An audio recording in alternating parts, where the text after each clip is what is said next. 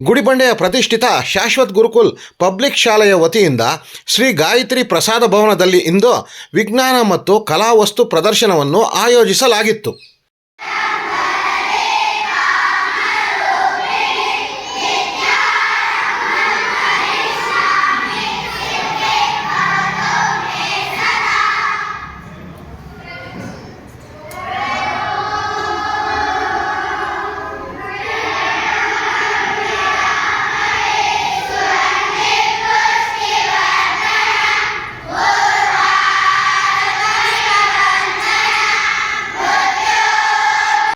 LKGಯಿಂದ 7ನೇ ತರಗತಿಯವರೆಗೆ ಪ್ರತಿ ಹಂತದ ಮಕ್ಕಳ ಆಸಕ್ತಿ ಅಭಿರುಚಿಗೆ ತಕ್ಕಂತೆ ಶಾಲೆಯ ಮುಖ್ಯಸ್ಥರಿಂದ ಮೊದಲಾಗಿ ಶಾಲೆಯ ಶಿಕ್ಷಕಿಯರು ಹಾಗೂ ಪೋಷಕರ ಪರಿಶ್ರಮದಿಂದ ಮಕ್ಕಳು ತಾವೇ ರಚನೆ ಮಾಡಿದ್ದ ಅನೇಕ ಮಾಡೆಲ್ಗಳನ್ನು ಸುಂದರವಾಗಿ ರೂಪುಗೊಳಿಸಿದ್ದರು.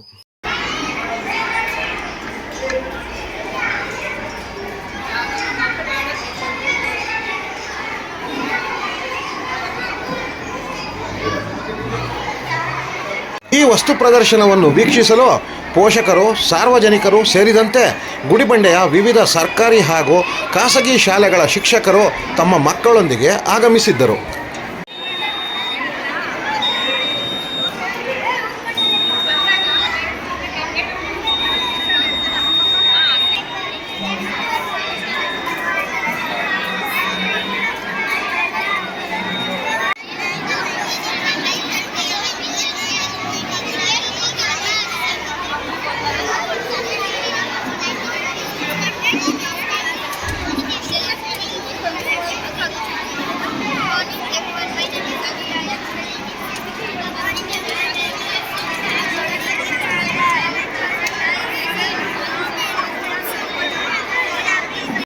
ತಾರೀಕು ಶಾಶ್ವತ್ ಗುರುಕುಲ್ ಪಬ್ಲಿಕ್ ಶಾಲೆಯಿಂದ ನಾವು ವಿಜ್ಞಾನ ಮತ್ತು ಕಲಾ ವಸ್ತು ಪ್ರದರ್ಶನ ಅಂತ ಹಮ್ಮಿಕೊಂಡಿದ್ವಿ.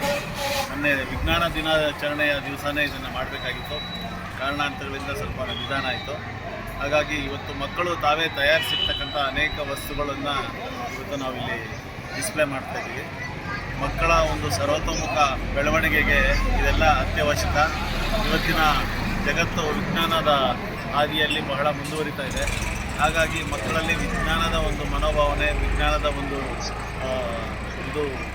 ಜ್ಞಾನವನ್ನು ಹೆಚ್ಚಾಗಿ ಕೊಡಬೇಕು ಅಂತ ನಮ್ಮ ಉದ್ದೇಶ ಆಗಿರ್ತಕ್ಕಂಥದ್ದು. ಆ ಬೇಸಿಸ್ ಮೇಲೆ ಮಕ್ಕಳನ್ನ ತಯಾರು ಮಾಡಿ ಮಕ್ಕಳಲ್ಲಿ ಯಾವ ರೀತಿ ಒಂದು ಟೌನ್ ಪ್ಲ್ಯಾನ್ ಮಾಡಬೇಕಾದ್ರೆ ಹೇಗಿರಬೇಕು. ಇವತ್ತಿನ ದಿವಸ ಪಟ್ಟಣ ಪಂಚಾಯಿತಿಗಳಾಗಲಿ ನಗರಗಳಾಗಲಿ ಒಂದು ಟೌನ್ ಪ್ಲ್ಯಾನ್ ಅನ್ನೋದು ಇರೋದಿಲ್ಲ. ಹಾಗಾಗಿ ನಾವು ಒಂದು ಮಕ್ಕಳಲ್ಲಿ ಆ ಟೌನ್ ಪ್ಲ್ಯಾನ್ ಅನ್ನೋದು ಹೇಗಿರಬೇಕು, ಫಸ್ಟು ಮೋರಿಗಳು ಹೇಗಿರಬೇಕು, ಡ್ರೈನೇಜ್ ಸಿಸ್ಟಮ್ ಹೇಗಿರಬೇಕು, ರಸ್ತೆಗಳು ಹೇಗಿರಬೇಕು ಅನ್ನೋದು ಮಕ್ಕಳು ತಮ್ಮ ಒಂದು ಅನಿಸಿಕೆಯಲ್ಲಿ ಎಲ್ಲ ಇಲ್ಲಿ ವ್ಯಕ್ತಪಡಿಸಿ ಅನೇಕ ಈ ವಸ್ತು ಪ್ರದರ್ಶನದಲ್ಲಿ 100 ವರ್ಷಗಳಷ್ಟು ಹಳೆಯದಾದ ಗ್ರಾಮಾಫೋನ್, ಕತ್ತಿ, ಕಟಾರಿಗಳು ಸೇರಿದಂತೆ ಕೃಷಿ ಸಲಕರಣೆಗಳನ್ನು ಪ್ರದರ್ಶನಕ್ಕಿಡಲಾಗಿತ್ತು.